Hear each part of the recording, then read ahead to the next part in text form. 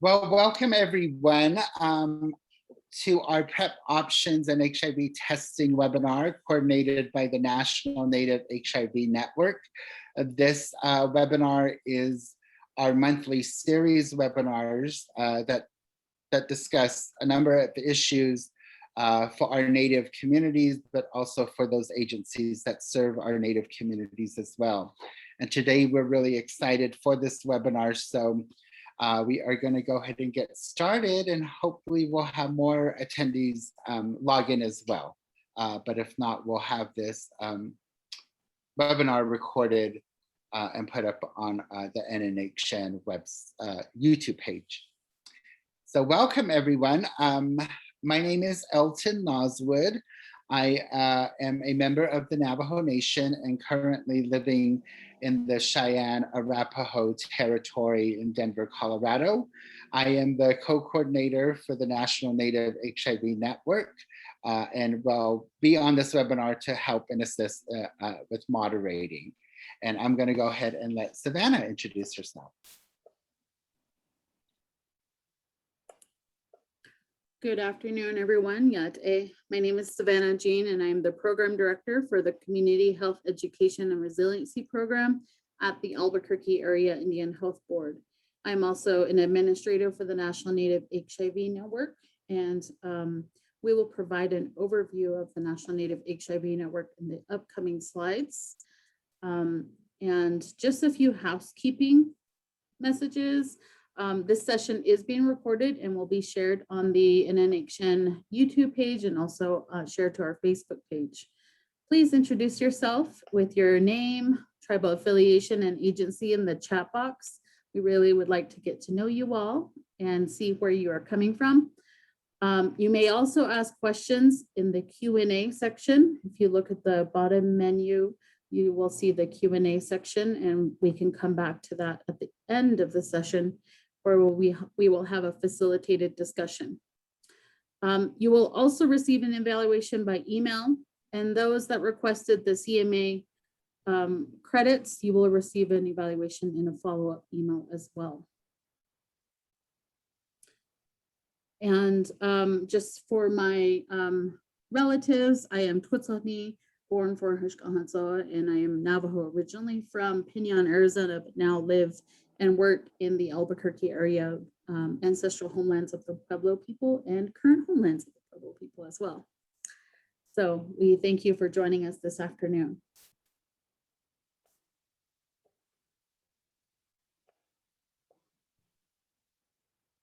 So I'll go ahead and share my slides.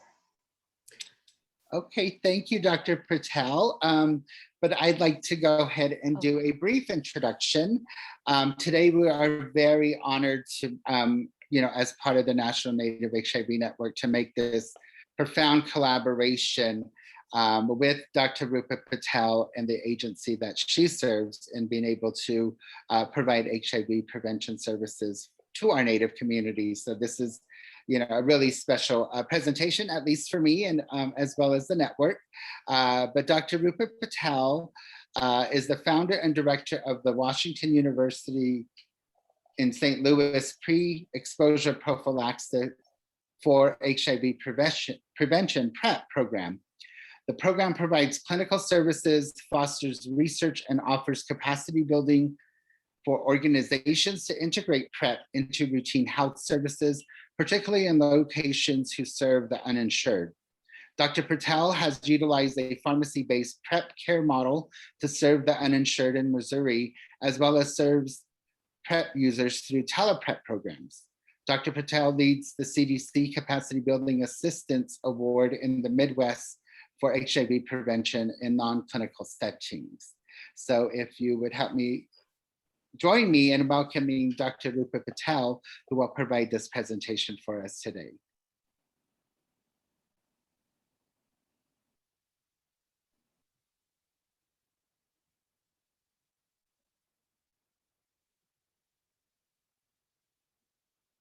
Thank you for that warm introduction, Elton, and thank you to Savannah and Elton and the rest of the team, Kurt, for putting this together. So this is exciting to be able to present to your network and I'm going to leave plenty of time to allow us to have informal or formal discussion on the exact questions that the members of the audience may have. I want to acknowledge that this entire slide set and all our work couldn't be possible with the people we serve, as well as the program managers we serve, the clients we serve, and then our team and all our consultants, including Prime Health with some of the teleprep we do. And so today as a group, we're going to be presenting to you basically on what is PrEP, then we'll move into PrEP prescribing and implementation, and we'll couple that with the entire world of virtual testing with HIV and STI self-testing, as well as the resources that you can take back to your networks today and over time. Disclosures are I am consulting for ViiV in the last 3 years. And I want to start off with the overall goal. And I know we've heard this over and over, ending the epidemic. And I want to highlight where today we fit on this. You know, in order to end the epidemic, we have to keep negatives negative, and we have to help identify persons who are HIV positive, help them with viral load suppression, and reach what we call treatment as prevention, or undetectable as untransmittable. And so when we have these two things where we're able to identify, and if someone's negative after a test, put them on biomedical prevention or very strong behavioral prevention, and in the setting of treatment as prevention, we really have the ability to end the epidemic. And some of the data around that is San Francisco City has reduced its new HIV infections by almost 50%, 1/3 to 50% in certain areas, where they're now at the lowest number of new infections since the AIDS crisis. And this is what you know, Australia has shown. This is what parts of Europe has shown. So what has been shown is if you can really scale up PrEP and testing, you can and with getting individuals on treatment, you really can curb very quickly and by a very large amount the number of new infections in the United States. And today we'll talk about pillar number 3, which is biomedical HIV prevention, or pre-exposure prophylaxis for HIV prevention. I'm sorry, I'm not part of the community that makes the acronyms, so we will go through a few today. I first want to transition to where we are in terms of new diagnoses. You know, the population we serve today, the majority of new infections are coming from male to male sexual contact or gay and bisexual transmission. And we do need to take the lessons learned from urban centers as well as engaging people in rural centers to be able to do that. And then, you know, in terms of injection drug use, we can go ahead and see that even among MSM, there's about 8%. And then we want to transition to heterosexual transmission, cisgender men and women, and we see about 8%. But to the right of the slide, I want to highlight, you know, we've got injection drug use as part of the transmission for new infections among women. And these are all very challenging to figure out. How do we work with persons with addiction, and then on top, some of the rural areas, including urban areas where we serve. This graph just lays out the trend for you. And I want to highlight a very important thing about the trend. We talked about the pillars.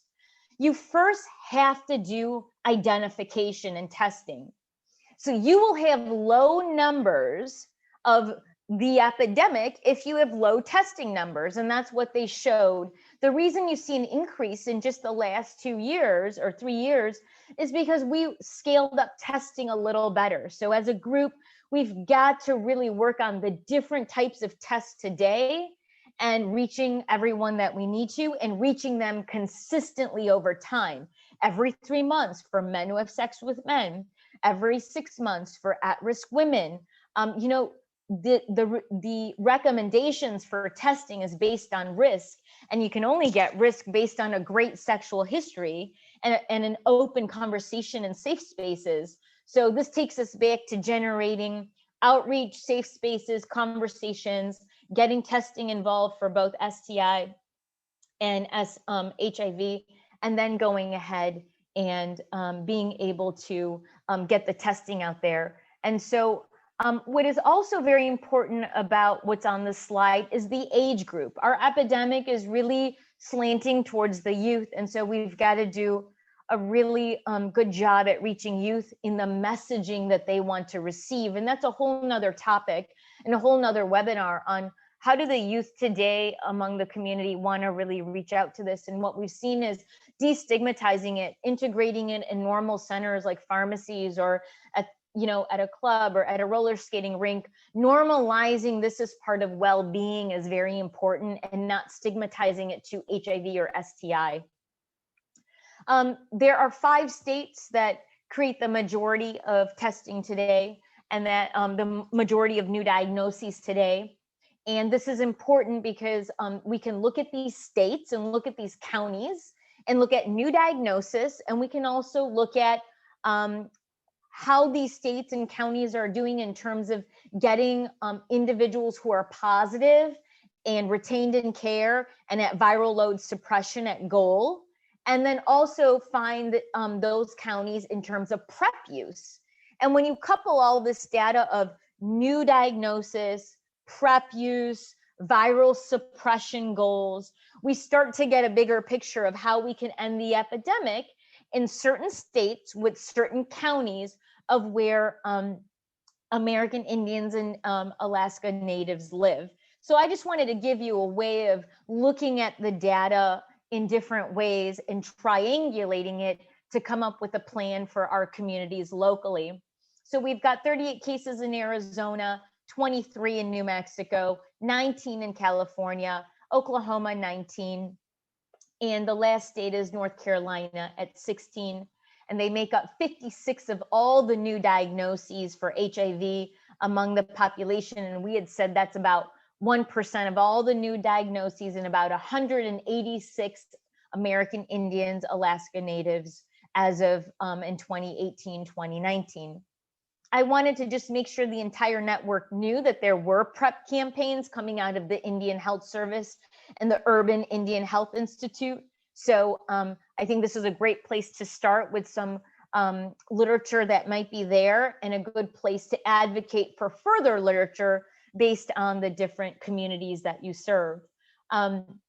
In general, I want to acknowledge that the IHS has made it available, and the way it can be available is we do have a Ready Set PrEP program with the United States government to provide the medication, which I'll talk about a little later, as well as we'll go ahead and also discuss that the insurance, if there is any insurance involved, does cover PrEP as preventive care and health maintenance, and that is how it needs to be billed, because it is part of the US Task Force Prevention Services. In terms of the very little data we have, I wanted to show you, there's not exact data for PrEP use, but we'll show you the county level data. And we know that 29% of Native persons that were actually in the studies by the CDC and the Urban Indian Institute, they reported, Native people reported using a syringe after someone else has used it, in terms of one indicator of risk of transmission for IV drug use, as well as in terms of awareness. With a very small sample in Seattle, there was 41% that actually had ever heard of it. So one of the goals about talking about the HIV prevention care cascade is not only increasing awareness about HIV testing and where to do that, then actually testing, but then when someone's negative, we should be saturating the community about, oh, there is something to keep you negative, in addition to frequent testing, in addition to using condoms, in addition to all the other prevention tools. There is this pill. This pill may not be for you right now, or maybe you know it's a little daunting to think of a pill, but in general, know about it and talk about it, and over time we'll get more comfortable talking about it. And you may even know some PrEP users, and they may be able to give us more insight in our communities and talk at events.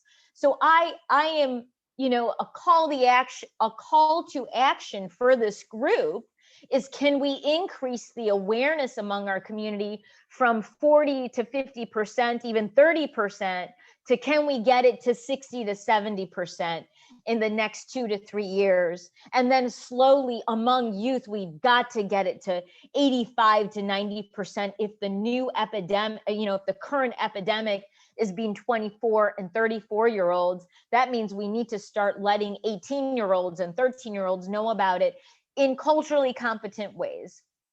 So my call to action for the group already early in this talk, transitioning to PrEP usage, one way to look at how we're doing as a community is looking at AIDSview.org, and you can go down to state level data and county level data.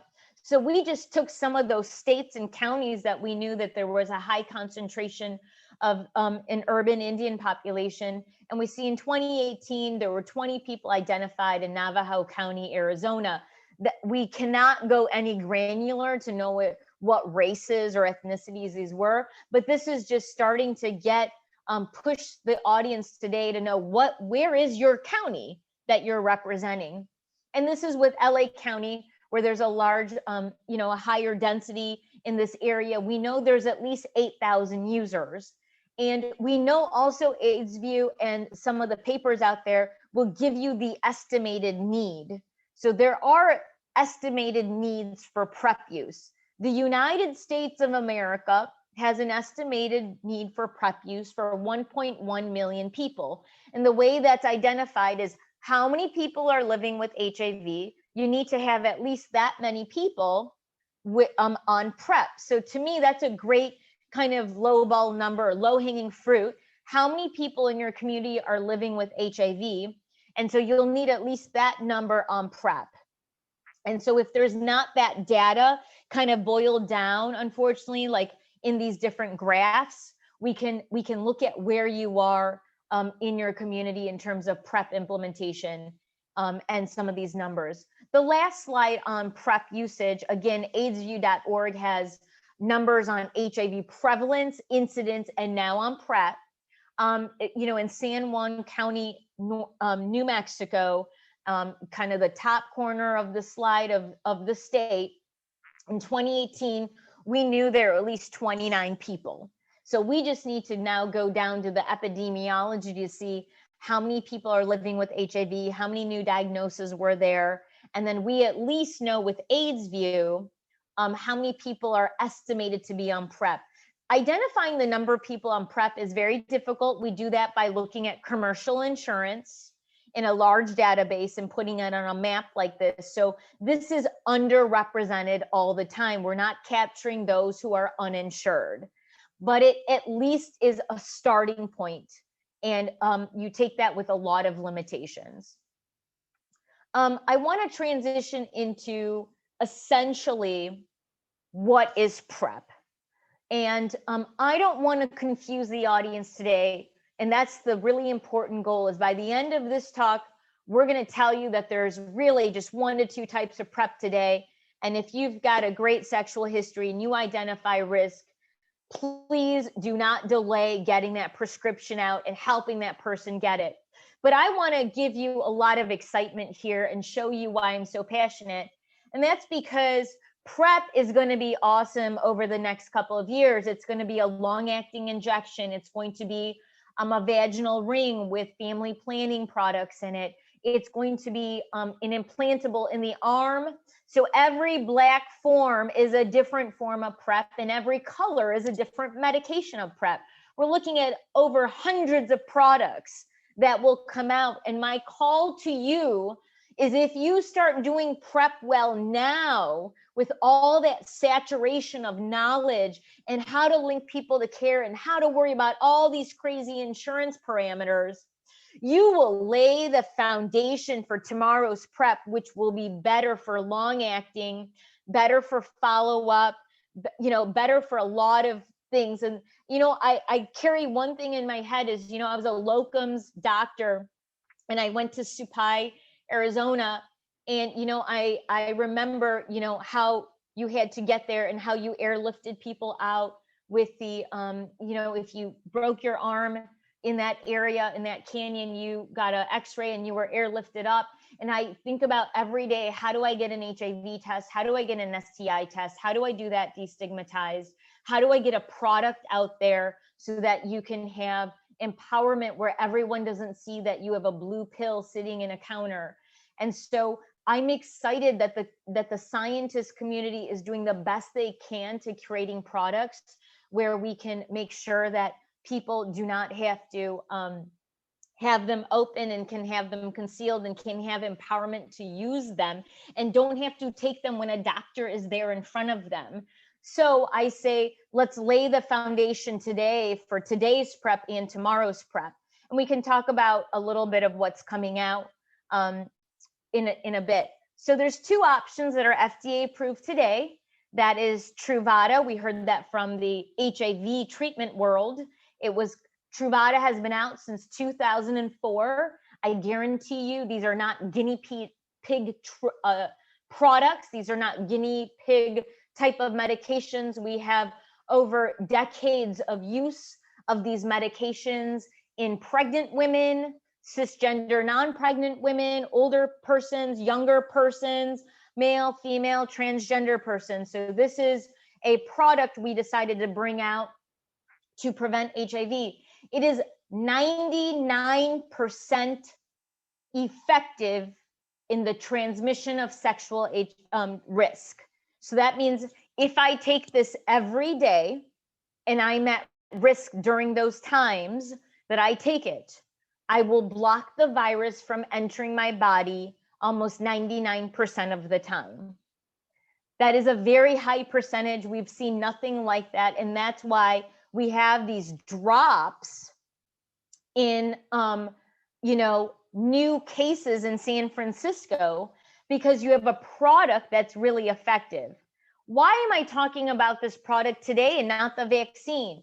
Because this is as good as it gets right now. The vaccine is taking a while, but the holy grail is the vaccine, and having that vaccine be long acting and be 99% effective. But until we get there, for the general population, for a safe product, it is a pill. One pill once a day prevents HIV. This pill Truvada is also now generic.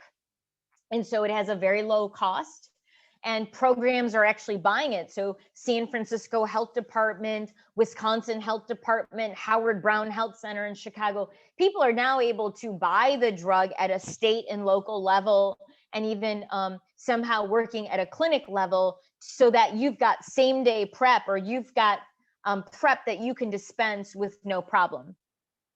I want to also describe to you that the other FDA approved product is something called Descovy, or TAF, tenofovir alafenamide. I am talking to you about the 2017 guidelines. As of this week, the 2021 guidelines has been rolled out. For the purposes of the fact that those are not fully ratified and have not gone through public comment, I'm not going to comment in this talk about the 2021 guidelines, but I will let you know when that is relevant and when it's relevant to you in a great way, because the monitoring has become less intensive. And so these are two great products as daily oral PrEP, as a single dose tablet. What other things that are coming out that you need to know is something called on-demand, event-driven 211. It is made in circumstances that would benefit the client, and I'll talk about that later. So as a pill, we've got 3 kind of forms, and you can take them every day, 2 of them, and 1 of them you can take them on demand. And then, yes, we have an injection coming out very soon, and very soon after that, there will be a vaginal ring. I want to just give you realistically in front of you a snapshot of the care continuum that I kept talking about. So you're in the middle blue is HIV testing. You go to the right if you're positive, you go to the left if you're negative. I'm going to refer about awareness for PrEP, linkage to PrEP, prescriptions of PrEP all the time on the PrEP care continuum. My call to action to you today is, how do we make this care continuum virtual, and how do we tailor it to your communities? We'll also be talking about, when you link someone, it's called navigation. And navigation by definition is 3 steps. It's how do you get the person an office visit? How do you get them to their labs? And then how do you get them to their medication? And that's why biomedical HIV prevention, or using a pill to prevent HIV, is a daunting task, because you have to interact with me as a doctor, and I unfortunately sit in a clinic half the time. And so that creates a scheduling issue, an office visit, getting someone to a lab, and then getting someone to a pharmacy. And we have to make that simpler. We have to make it a one-stop shop. We have to make it same day. And we have to start doing self-testing for labs. But this is the reality when you brought in doctors into the mix and prescribers. I want to also highlight, to the end of the slide, I put the word gateway. This has been a phenomenal gateway to healthcare. At my first visit, I'm getting people insurance for the first time. I'm treating their asthma. I am getting them into domestic violence counseling, and getting them out of a situation. I'm detecting mental health illnesses, substance use. I'm getting them primary care homes. And so we will, as a community, I hope, never advocate for PrEP and STI testing and HIV testing without doing the gateway to care. And when you're in my clinic, what is awesome is I can say, oh my God, you've got, you do have a fungal infection, you do have scabies, you do have asthma. Let me get you all these other medications because you didn't see a doctor before me. And I get it, because seeing a doctor is tough. And so we've got to start getting all the other things. Before I go into the nuts and bolts of prescribing, the portion of this talk, these 2-3 slides, were about implementation. See, PrEP is great. It's a pill. It prevents getting HIV 99% of the time. But the whole part of the pill is in the context you implement it in.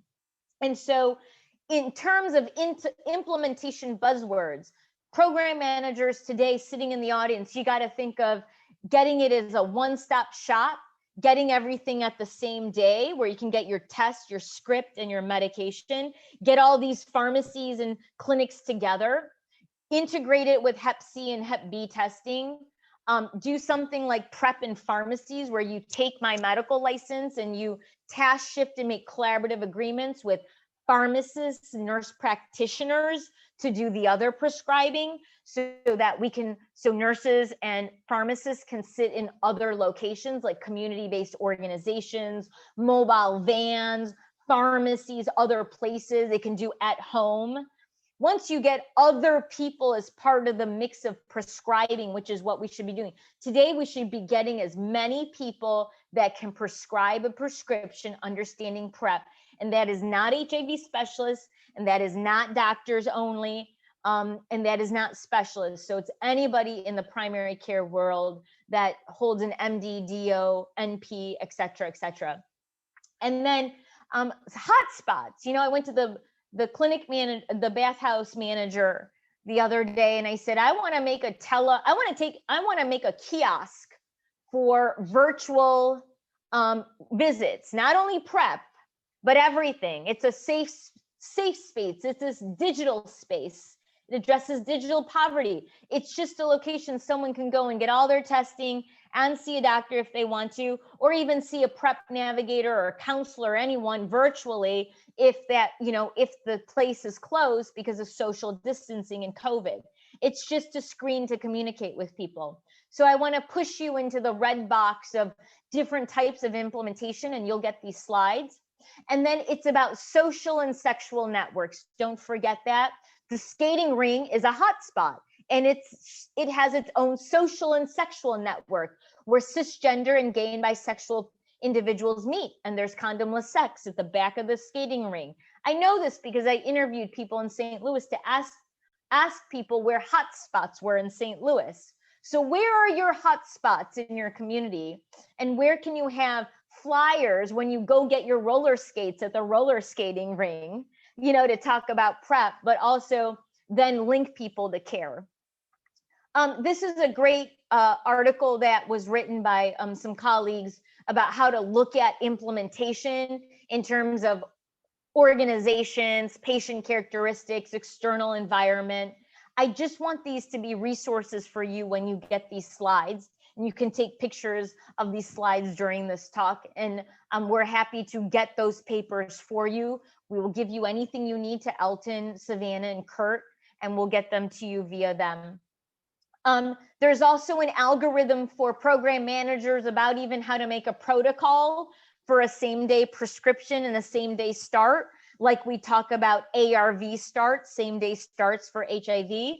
Again, I'm not going to dwell on the specifics. I just want you to know that it exists and that we will get you the slide, and you can take your time and soak on this and create your own algorithm. I want to go ahead and give you this one graph, and it's an old graph. It's an article from 2016, and I like the graph because it tells us about delayed start, and we're all part of delayed start. Orienting you to this graph is that in the United Kingdom, they did not have a policy on PrEP. They were years out, unlike the United States. So a very smart researcher said, let me do a study. I'm going to immediately start 250 people on the left-hand side, and I'm going to delay a start by 1 year on the right-hand side. And if I can prove to the government that PrEP was very effective and we were in fact delaying starting of PrEP and fostering new infections right in front of us, maybe the National Health Service will actually change their policy. Within 1 year in the left, where you did immediate 1 pill once a day, daily PrEP, you had only 3 infections. And where were those 3 infections? Ironically, it was during the window period. So these people were actually infected before they came to your clinic. And you actually diagnosed them within 1 to 2 months, and you got them on ARTs within 2 or 3 months. So not only did you identify, you actually fostered same-day start or delayed start, and like very early diagnosis and viral load suppression at goal. Now what happened to the right-hand side? They deferred PrEP for a year, and they had 17 new infections right in front of them. And they actually closed the study immediately after 12 months. It was a 3-year study. And that's because, as an advocate to you all, it is unethical now to delay PrEP. Prescribing and conversation, whatever the problem may be, that the infrastructure of the clinic is not right, or the very conservative beliefs that maybe gay sex is sin, or you should use condoms, try condoms first. All that stuff is now unethical. We've got to start moving, because we're getting way too many infections right in front of us, and on top of that, delayed diagnoses. And in the advent of a sexual health clinic and a PrEP clinic, not only are you preventing infections, you're increasing diagnoses because you're increasing testing, and then you're getting people viral load suppressed probably in record time. The individuals in the status quo would have been diagnosed and virally suppressed over 1 to 2 years out, but you did that within a few months. And the only 6 people that seroconverted in front of me during my clinic is because they lost insurance and their Medicaid lapsed for 3 to 4 months. And within those 3 to 4 months, they became positive, and I identified them within my clinic, and they were already viral load suppressed within 6 weeks, like we know our potent HIV treatment medications allow you to do. So I want to advocate, there's so many other benefits to this, but I love just showing you, don't be the person that's on the right-hand side of this graph. So I'm going to transition to the 2017 update and acknowledge there's a 2011 update, which would be the 4th version as well. In general, there's one graph I love out of the 2017 update, and that is the summary slide of how to prescribe PrEP. You have 3 different patient populations in front of you, and that's how you should screen.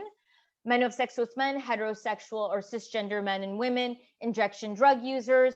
In terms of the first box on the top, you detect, you screen, you have culturally competent, safe spaces where you can ask questions and you make people feel comfortable. And that is the most important thing, is creating a safe space over time to have great dialogue and to promote that among all your providers and caseworkers and peer, navigators, to have these conversations of, do you have an HIV positive sexual partner? Have you had a recent STI? Did I just diagnose you with one? What are your number of partners? Do you know your partner's status? Because it only takes one partner to acquire HIV. Is there inconsistent condom use? This is very important. I usually say, how many partners did you have in the last 3 months? 2 partners. Okay, with those 2 partners, did you consistently use condoms? Was there a time with any of those 2 partners did you not use a condom? Because a lot of times they'll say, I had 2 partners and I used condoms. But when I dig deeper, I find out that maybe one of the partners, they didn't use a condom consistently, so that already put them at risk. So I'd have someone that acknowledged 2 partners, one was condomless, one was with a condom, that has immediately put them into a risk bracket. And then, are you exchanging money, alcohol, drugs, rent, food, transportation for your body? Not, are you just a commercial sex worker? That is not today's form of questioning. And then you'll have to look at your prevalence of HIV. For example, when we look at the epidemic today among men who have sex with men, gay, bisexual men, we know there's a large percentage of the African-American community, young adult population, that has a high HIV incidence. Well, one of the social apps called Jacked is an app highly used by this epidemiological risk group. And so when someone says they're using the Jacked app to find their partners, it immediately puts into context, a light bulb goes off, and I say, okay, they may be in a slightly higher network where the social and the sexual network may have more circulating virus or more people that have undiagnosed HIV, because we have a high percentage of certain populations that have HIV with unawareness that they're HIV positive, and therefore they're not on treatment, and therefore there are high viral loads in that community circulating. So I just want to let you know, you need to find some of those hot spots where there may be sexual networks with high risk. And then after you go to the first bracket, you go to the second bracket, and that is the clinically eligible, form of getting someone into PrEP. The most important thing is HIV testing, and HIV testing. You need to get an HIV test within 7 days. And why do we say 7 days? Because I could have got someone tested a month ago.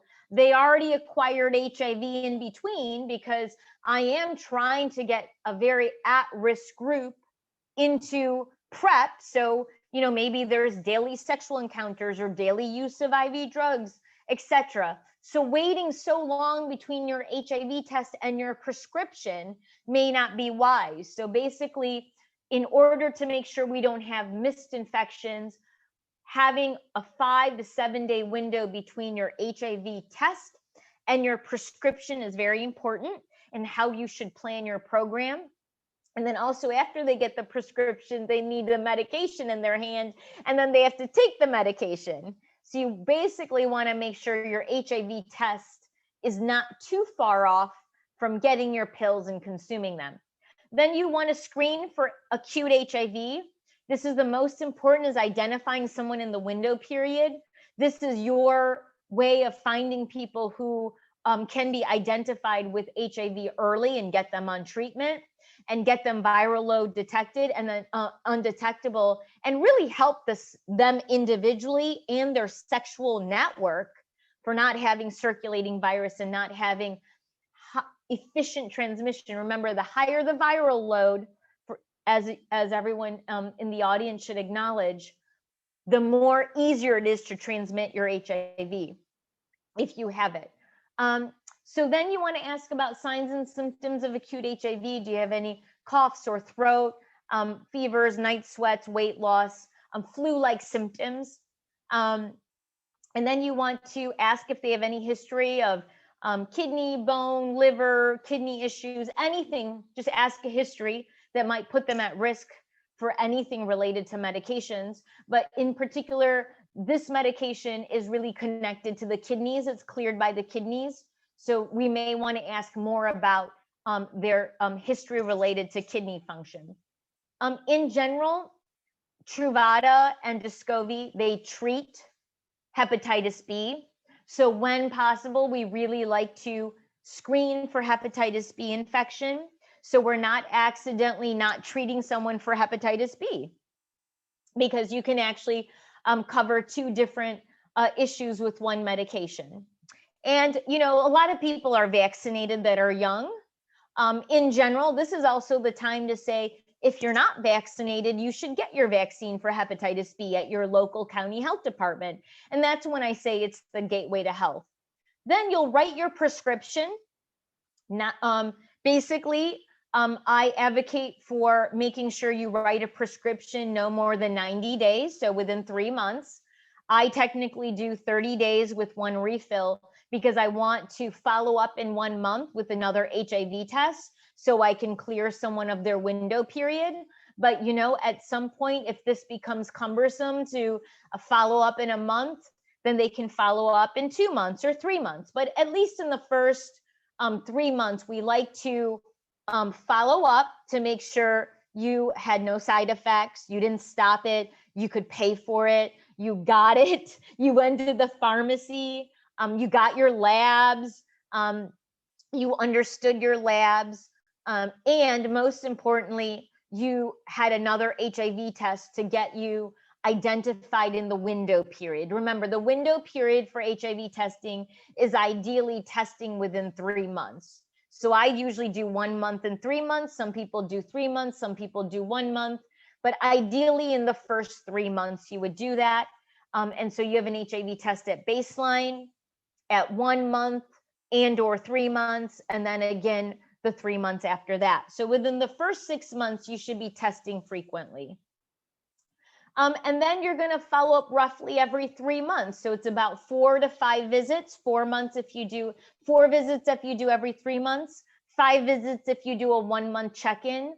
And with adolescents, we know earlier check-ins are good because young people have a hard time getting used to a pill and taking that. Remember, it takes close to 3 to 4 months for behavior change to get used to taking a pill and getting people pill support. And so that is a real challenge.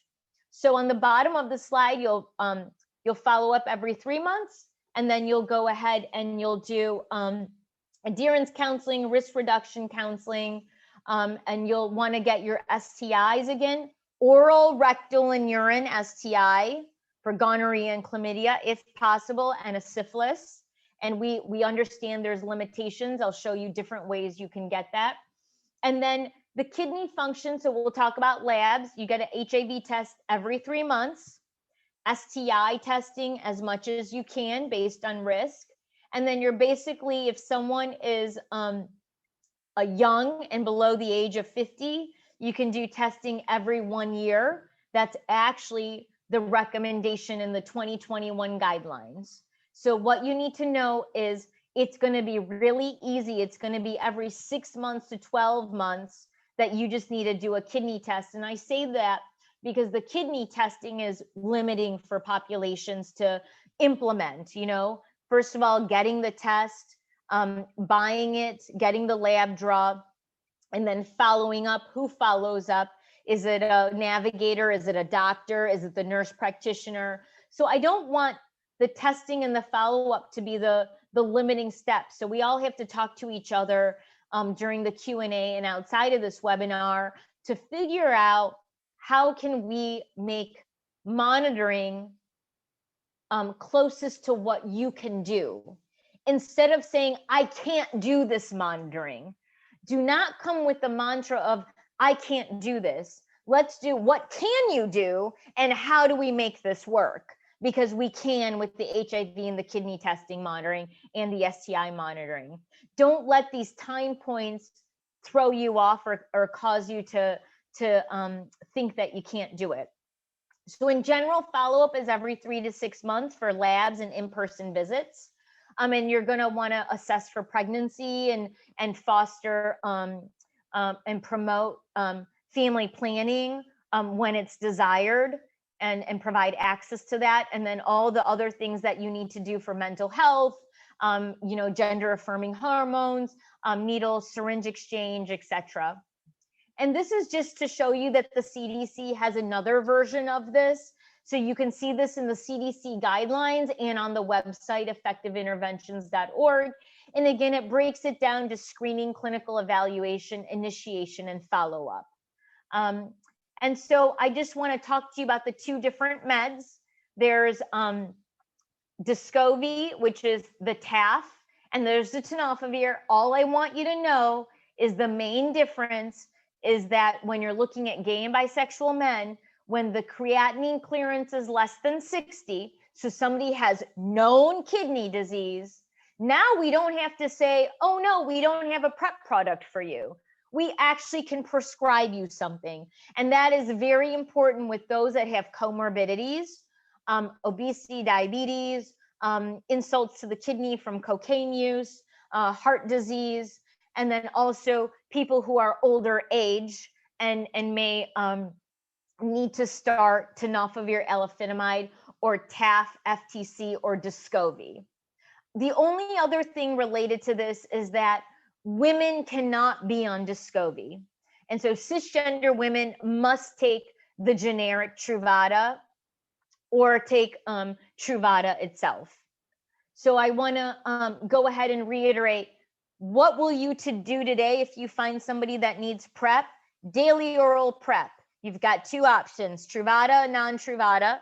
And so you can do the Truvada, but if someone's got the kidney issues or they're women, if they have kidney issues, you're going to do TAF.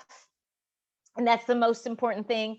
And TAF is not eligible if you're a woman, if your client's a woman. I want to go through some of the side effects, just so you know. 1 out of 10 people get a little bit of nausea and GI upset with both these drugs, Truvada on the left and Descovy on the right. This is a great graphic that was made by Julia Marcus about a year ago on her Twitter feed. And she's an epidemiologist that made this more easy. And so in general, that's why I like this. If you can see my cursor to the right-hand side under TAF, heterosexuals and IV drug users, we don't have any use. So TAF is really made for gay, bisexual men and trans women. And if you have persons who use drugs or heterosexual or cisgender men and women, you're going to use Truvada to the left. So that's a slam dunk in terms of risk group. But then let's talk about, side effects and kidney and bone density. The main thing is everyone will get a little bit of nausea and GI upset. Everyone meaning 1 out of 10 people. That's never hurt anyone from going to the club. So I usually say, yeah, you might have a little GI upset, but you still can go to the club, you can go to the bar, you can, go to work, you can go to work out, you're going to have no problem. You can still go do your weight training or dancing, whatever you want to do. And that's really important because PrEP was never made to inhibit your lifestyle. You should be doing what you need to do. It's a prevention product. You shouldn't feel sick. And then the other thing is we know there's some marginal benefits from Descovy about renal and bone, but that really comes into play when you have renal and bone issues. And so that is not your average young adult. And the only thing that we do need to talk about Descovy is it's going to be more expensive. Insurances may not cover it. And in terms of side effects, there is some weight gain of at least 1 kg or around 2 pounds. And there is some cholesterol issues that happen. And so if you're already on anti-cholesterol medications, this may not be an ideal medication for you, but it's okay. If you've got kidney issues and you're taking cholesterol medication, the most important thing as a provider is the risk-benefit ratio. For every day I keep you off PrEP, is it worth it? And it's not. Usually we can overcome weight gain. If there is a small amount of weight gain, we can watch your kidneys. We'll watch your cholesterol. Usually people are in front of you because they really need PrEP, because HIV is still incurable. I'll go through any questions with that. I just wanted to highlight that on-demand PrEP is called 211. And if I'm going to have sex on Thursday, I take 2 pills that day, and then 1 pill on Friday and 1 pill on Saturday. It is not made for everyone. It is made when you're not having frequent sex and you can predict sex. The key here is if you can predict sex, this is an option for you. But 80% of the population to 90% of the population I serve cannot predict their sexual encounters. This has never been studied in women. So women, unfortunately, just have a different kind of, option for PrEP load right now, or options right now. I want to transition to you about being a great provider and a great health team. We have got to ask questions appropriately and competently. You must make your entire staff at your clinic know how to make people comfortable and ask the appropriate questions. Everyone from your scheduler to your receptionist to the person that takes you to the back room, that does your billing. It is your job as managers serving the community to train the entire clinic and CBO staff, and then to ask the appropriate questions for the providers. The CDC has put in all these different boxes and different tools for you to be able to assess risk and ask questions. I'm not going to go over them. I just want to let you know this document is highly comprehensive. And if you're looking at the document now, you should look at the 2021 document. In terms of sexual history taking, I do want to remind you, I want to advocate, you're usually supposed to say, in general, PrEP is a journey. There's a lot of emotion around it. There's a lot of information around it. It may take us more than one visit. And I do ask you to trust me to talk about your sexual behaviors and just sex in general and other parts of your life. And that may take a while. So in general, we don't have to rush this decision. I want to know more about you. Tell me about your preferred pronouns. Tell me about your partners. We try not to say, do you have sex with men, women, or both? We try to say, tell me about your partners. Who are they? What is your risk in general? And usually we also talk about the type of sex people are having. I want to remind individuals, there's also, there's higher risk with being a bottom when you're part of a gay bisexual relationship. And so men who have sex with men that are mainly receivers or receptive anal sex practitioners do have at least a 5 times higher risk than if they were insertive. And so you do want to make sure you're identifying who's at more risk and engaging in that conversation about different sexual practices. I just wanted to highlight sex, sexual orientation, and sexual identity are all different aspects when talking about a sexual health history. I want to direct you to the LGBTQIA+ Education and Training Center at Fenway Health. All their information is free and accessible for you and your staff. So I wanted to just make sure you knew about all the information there. I want to just highlight the term PrEP navigation. When we talk about linkage to care, you will need to train your staff and yourself on understanding insurance, enrolling in medication payment assistance with Gilead copay cards, Ready Set PrEP, and copay relief, and all the different other aspects of payment assistance. Nobody should pay any more than they need to. And then you want to find a competent provider. That's very important.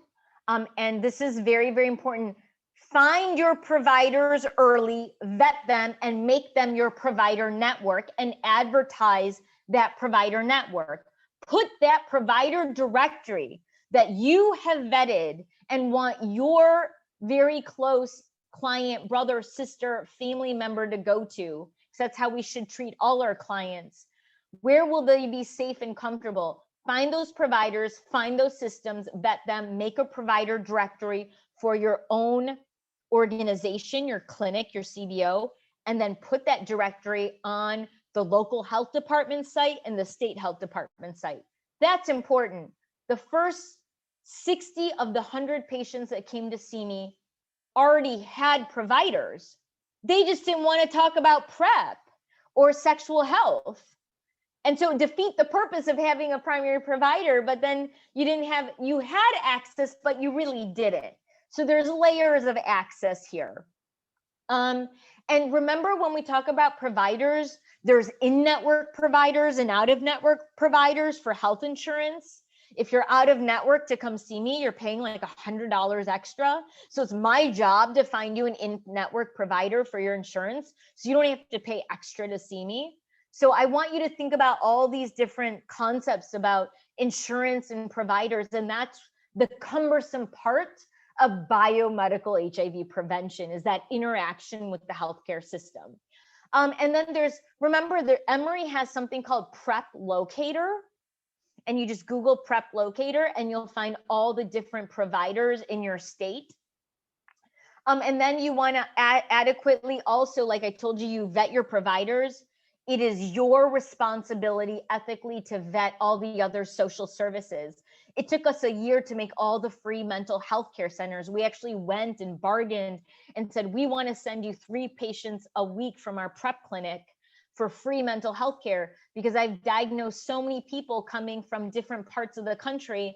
They see me for the first time and they're moving around, and I've diagnosed them with bipolar or severe suicidal ideations, and we've got to get them a regular health plan. So these are really important. Also vet your ERs, because you're going to have to send some people to the ER if they've been hurt, whether it's domestic violence or an actual suicide attempt, etc. And then you're going to want to follow up. Item number 6 on this slide is follow up.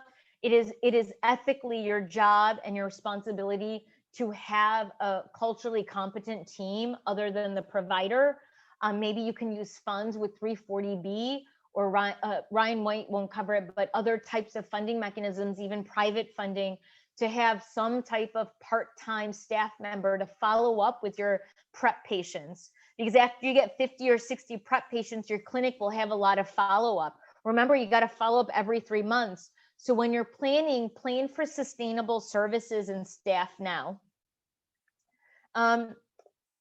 So in terms of the innovation of the products, today's lecture was really about how to prescribe, but just in 1 or 2 snapshots, you just need to know there's a ring, an implant, an injectable, and an antibody. Those are the 4 forms of long-acting biomedical HIV prevention coming out. And what you need to know is that on the top 2, the injection and the ring, they have been proven to be effective. They're now going into open label, and that means that we're now looking if people accept it, they're doing well with it after they know they're taking it. It's no longer the type of research study that we would call experimental. It's proven itself. And so to the left of the slide, the injection will be coming out, and so kudos to the CDC. Actually, the 2021 guidelines for PrEP already talks about the injection and how to implement it. And our clinics are already preparing for it. So if you're an early adopter, connect with me, because you need to start thinking about now, almost 6 months to 8 months ahead, on how to implement the injection. The injection is every 2 months. It does have to be administered by a provider. So a nurse practitioner, a support staff, or a doctor, or potentially a pharmacist. But it is not a self-injection. And so you need to keep clinic visits open for the injection, just like sometimes you need to keep lab visits or STI visits. but it may not be a full visit with, where you need to have an office visit. It's just an injection visit. But no clinic right now has like a whole robust set of injection visits every 2 months. So that's why you need to start building it into your scheduling system from now. And then we've got some great breakthroughs on 1 year long acting implants in the arm, just like family planning. So if you see everything for family planning, that's what we're learning from in terms of the PrEP scientist community. So what you say about PrEP today and how you engage with your PrEP users and their experiences will set up implementation for tomorrow. And that's really no joke. When someone says they have a great time, they'll go to the bar and they'll be like, have you heard of PrEP? They'll ask their hookup, hey, are you on PrEP? And the hookup will say, I don't know, what is it? And they'll tell them about it. And lo and behold, they'll show where the clinic is, or they'll give the clinic number. And how many times has someone come into my clinic and I'm like, where were you referred? And I was like, off of Grindr, off of the hookup app. And I was like, okay, that's great, because someone asked me if I was using it and I wasn't, and then I wanted to know more about it. And that's the true testament to like engaging with the social and sexual network and having peer-to-peer communication.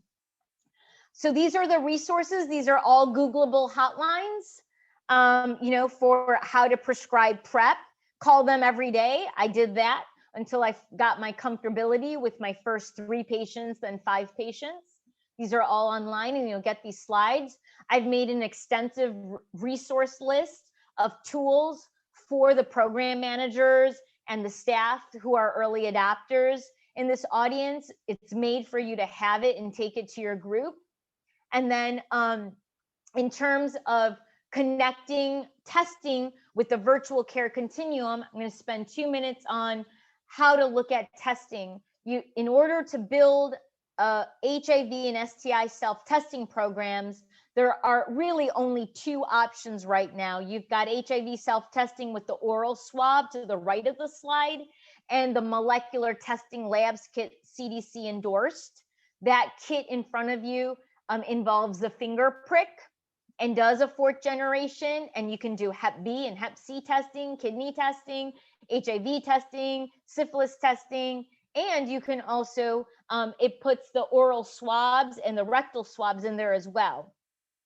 Why I say about the testing types, the oral swab has a 3-month window and the finger prick has a 2 to 3 week window. So when you can, you want to move towards a 4th generation as much as possible. However, diagnosis and increased testing is really important. So if the oral test is as good as it gets, if you can't get a outreach tester into the remote parts that you want to reach, or some of the urban parts you want to reach, then you need to look at all your different ways of testing by today's 4th generation with the tester, or using the 4th generation finger pick as self-testing, or the oral testing, self-testing, or this box that you can send to people's homes or you can bring to people. And when you create a program, you're essentially going to need to market it through social media. You're going to have to be able to have the funds to send it out.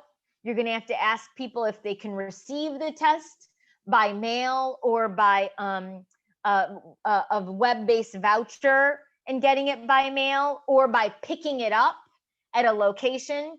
Remember, you need to ask yourself, for the population I serve, how many consider their house as a safe space and want something mailed to them? About 50% of my population wants nothing at their house. And if I did send something to their house, I would violate their privacy in so many ways, including outing them and, getting their family scared about HIV diagnoses. So you'll have to find how you can pick up the test kit. And then how do you figure out what the result is? Do they call you? Do you call them? Do you go ahead and have them take a picture of it and upload it into a system? But the key is programming goes through phases. Develop your phases. But the only thing, my call to action for all of you is don't delay. Think about it, start a pilot, and evolve. We started with oral testing, and then we evolved to getting funding for the molecular testing labs. And now we have both. And now we're just growing and growing and learning and doing reiterative program evaluation. Then you're going to need to link people to care. Do not start an HIV or STI self-testing program if you cannot link someone to care. And what does that mean?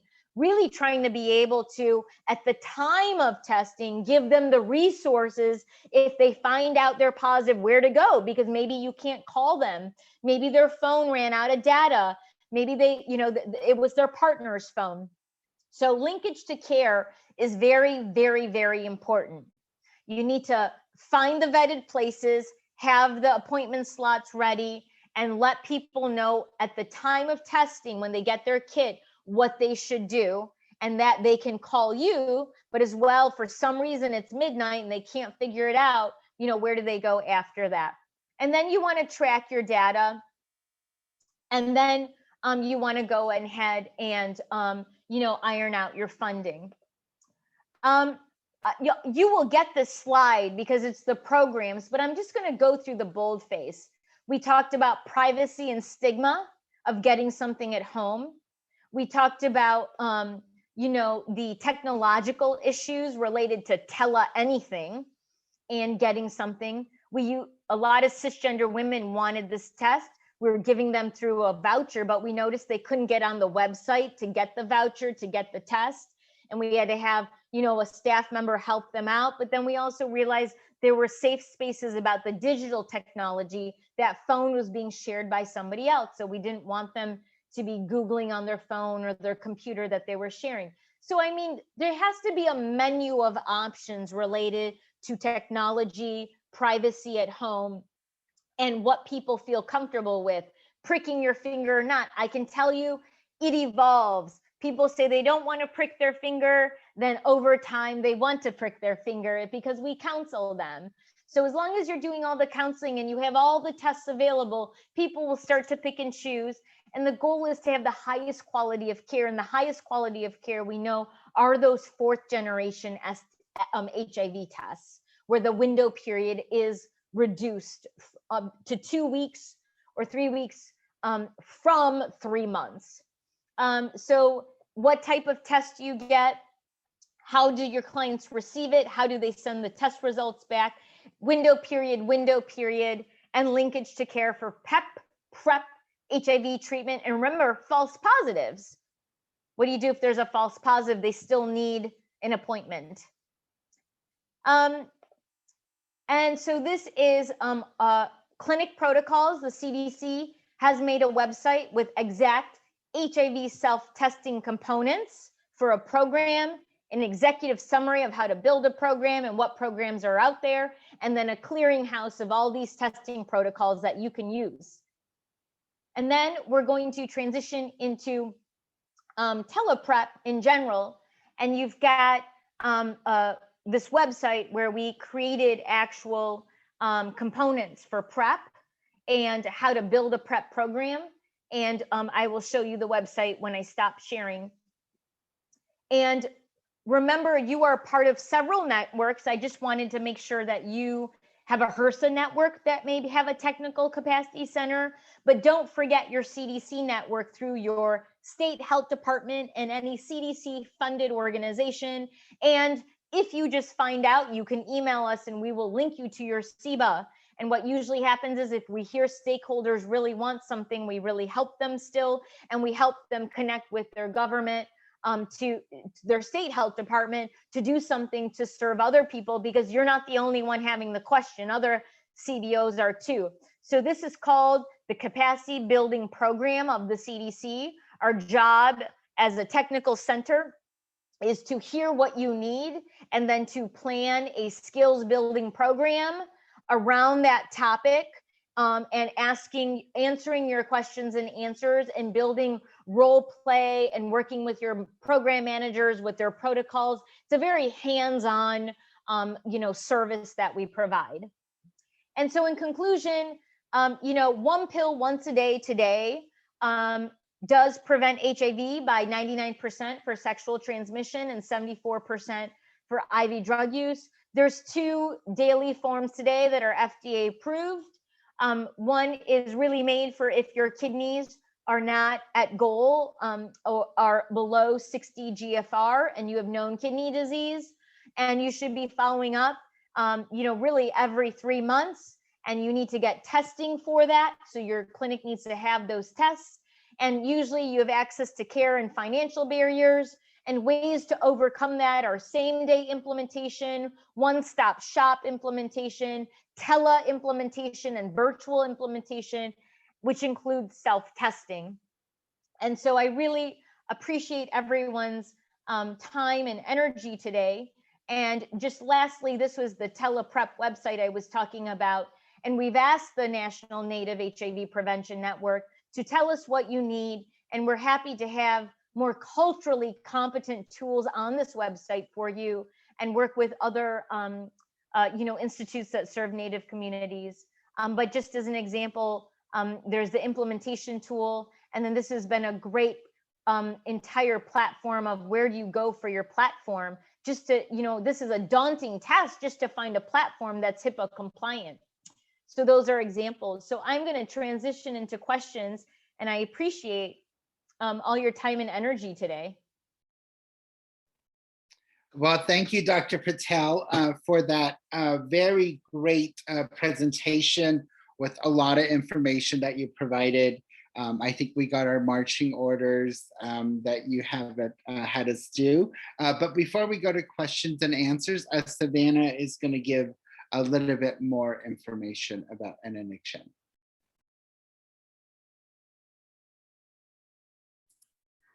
Thank you, Dr. Patel, for that presentation, and thank you, Elton.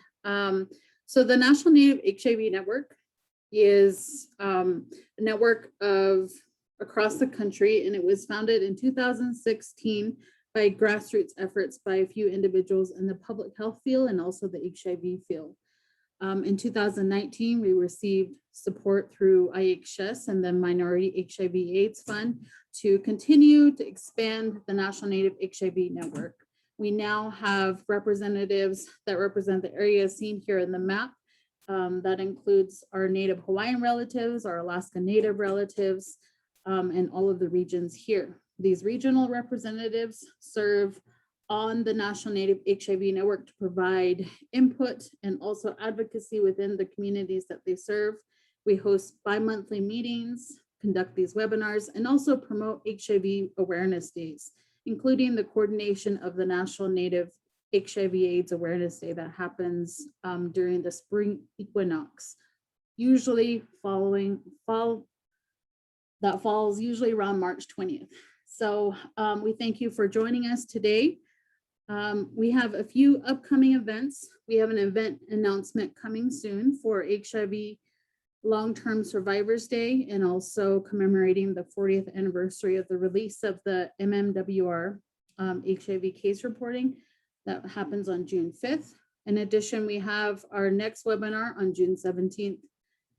The Circle of Harmony HIV AIDS Wellness Conference will happen virtually August 24th to the 26th.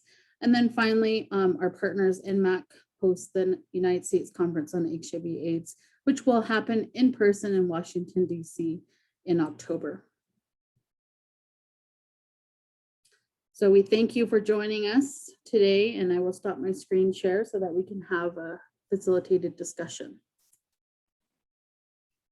Thank you for that information, Savannah. So for the attendees, if you have any questions, you can either put them in the chat or the question and answer section. We didn't have any during the presentation, but also to let Auntie Carolyn know that this session is being recorded and will be available on the NNHN Facebook and YouTube page. So I have a question, Dr. Patel. Thank you for giving us some great information around PrEP usage options, and developing a program, which I think is going to be very useful for a lot of our providers. But in Native communities, like with any other health disparities, there's also stigma that is around new medications per se. So how would you dispel stigma around PrEP? Yeah, that's a good question. In general, you know, there are different communities have different forms of stigma, and I think the first thing is I usually have been trying to find out what is the stigma around the situation and how have we addressed it with HIV.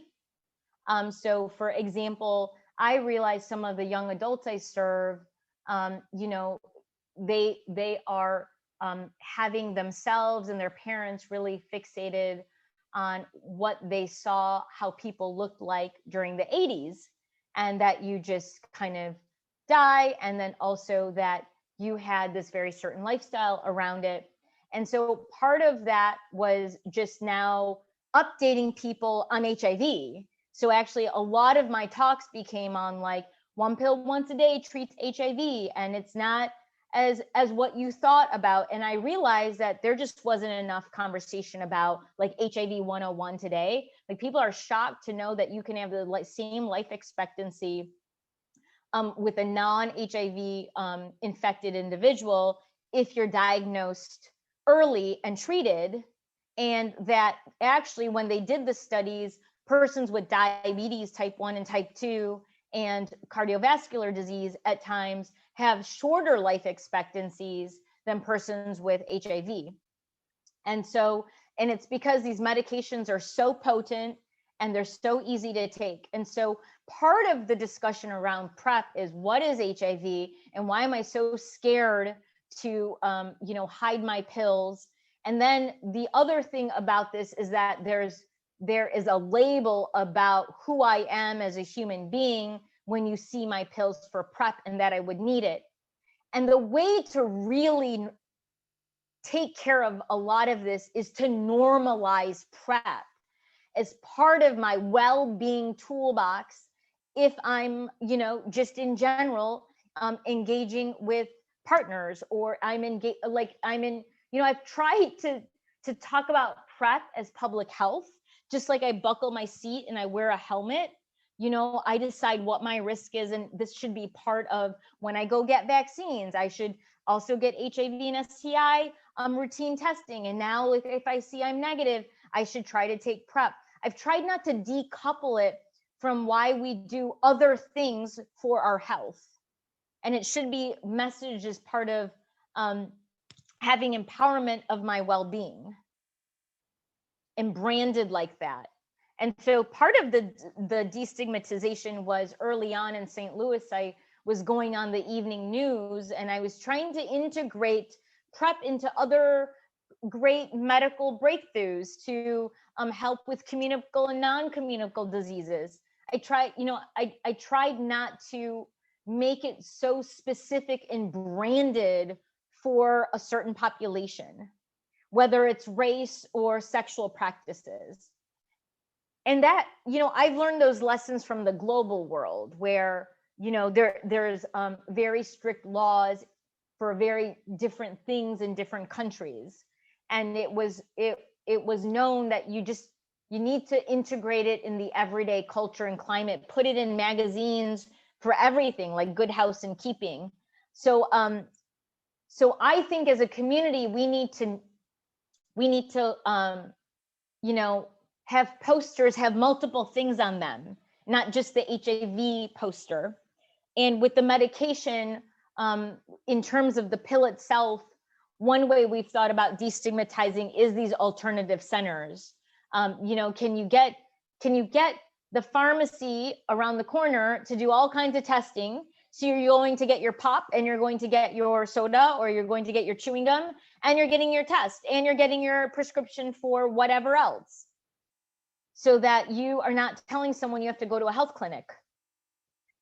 So I think we have to, now that biomedical prevention is in play, I think this whole system of having, you know, the YMCA having testing in the back or something like that is so much more important to me. The community centers, some of these hot spots that are not really labeled for sex, like the roller skating ring, the park.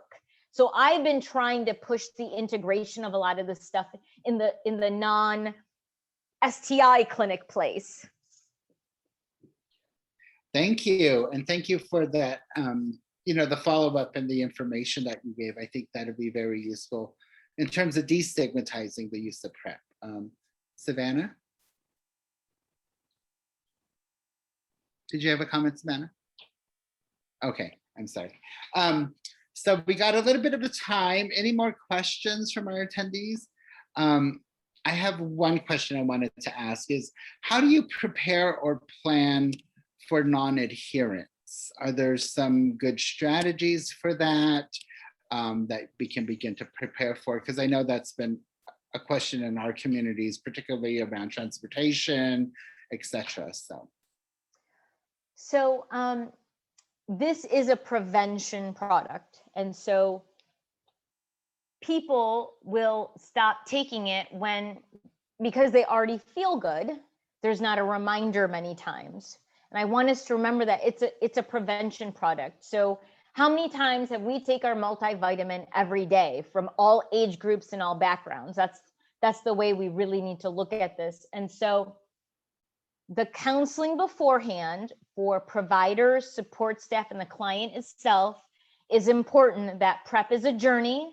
People will start and stop because that's life when you've got so many competing interests.